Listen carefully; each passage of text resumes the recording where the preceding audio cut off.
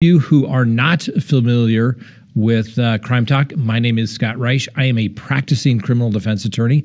I have done so for the last 25, rapidly approaching 26 years.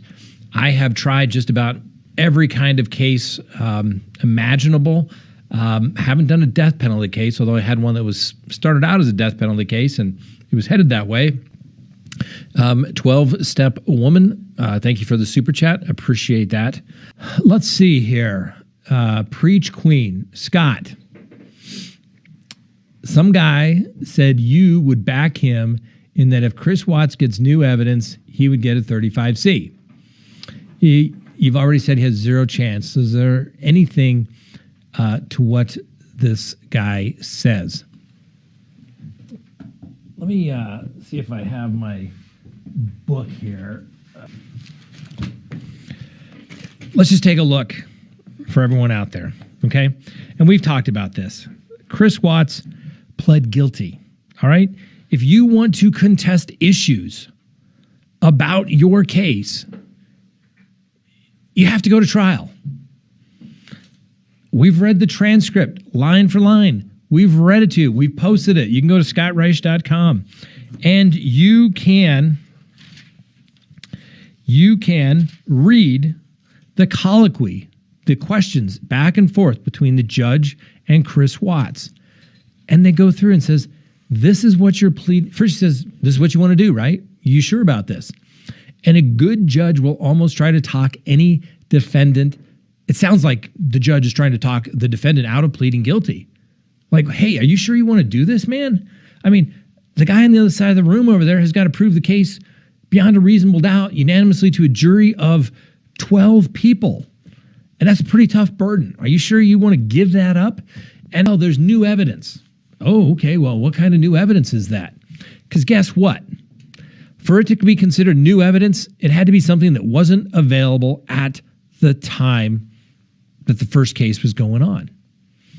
So what new evidence out there, guy who sits in a chair, do you think is going to come about? The reason why Chris Watts pled guilty is because he's guilty. And he knew what the evidence was going to be. And he knew that he didn't want to look 12 jurors, with a couple of alternates for sure,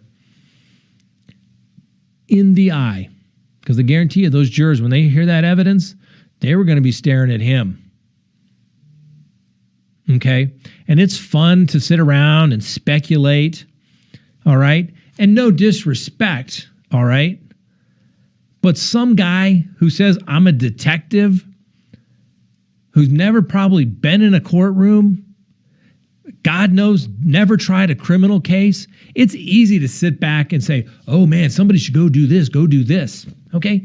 Go talk to the attorney that's got to go try the case and say, man, we're going to get slaughtered. And that's okay, I'll go do it.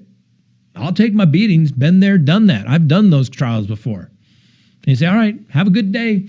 See you at sentencing. Or, oh, we just went to immediate sentencing. Have a great day. See ya. Told you we were going to get slaughtered, just like I predicted. Okay? So it's simply not going to happen.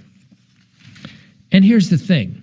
Let's just say Mr. Watts and all his supporters, cheerleaders, whatever you want to call him, fan club, if they think that he's got such a great case, put your money where your mouth is. Start a GoFundMe page, go hire an attorney for him so they can file something. Because guess what? You got one shot at it. And you got to get past the guilty plea. All right? And even if you get past the guilty plea, guess what? You still have to show that it would have changed the outcome of the trial.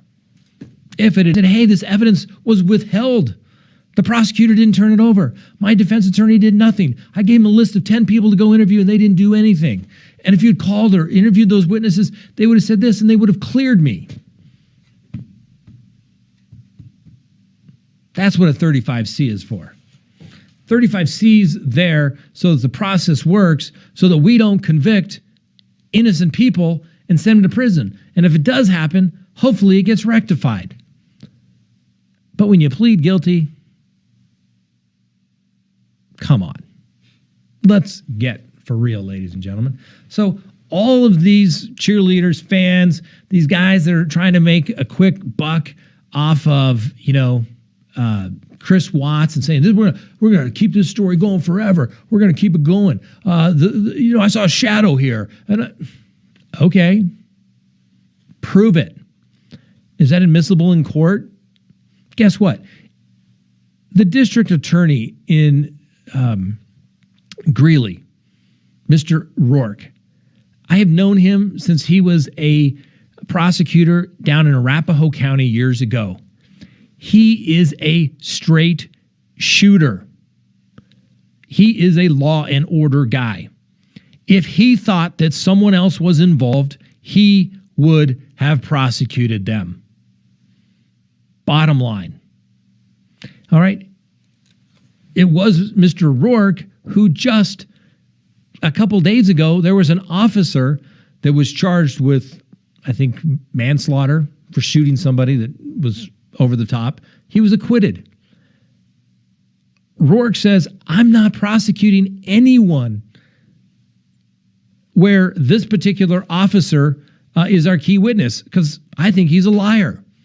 I think he's over the top. Okay? So the DA out there, the police officers out there, and yes, we keep on the police officers because that makes us all do a better job. You think if they thought, a detective stayed out there overnight because he knew those little bodies were in an oil tank battery.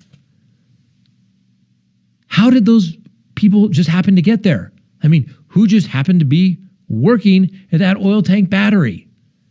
It doesn't take a rocket scientist, but you have to look at the facts. Everybody can have a belief, but then there's facts, ladies and gentlemen, and you can't remove yourself from those. And reasonable doubt is not a vague, imaginary, or speculative doubt, but a real doubt that would cause people to pause in matters of great importance. So do you really think the prosecutor, who I think is probably one of the most professional prosecutors I've ever met, that prosecuted the Chris Watts case, if he thought someone else was involved, that he wouldn't have prosecuted them? That's ridiculous. If you think that those police officers had thought somebody else was involved, that they would not have prosecuted them, that's ridiculous. Bottom line, that's it. Chris Watts is not getting a 35C. He can file all he wants. He's got one crack at it because guess what?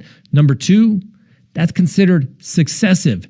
You don't get to keep filing 35Cs. It's kind of like those bond arguments. One of the nice things about criminal defense law is we have closure, right? Civil cases, yes, they pay really well, but they go on forever and ever. Eventually, criminal cases have to come to an end. Mr. Watts' case came to an end the day that he pled guilty. No, you did not miss the To Kill a Mockingbird.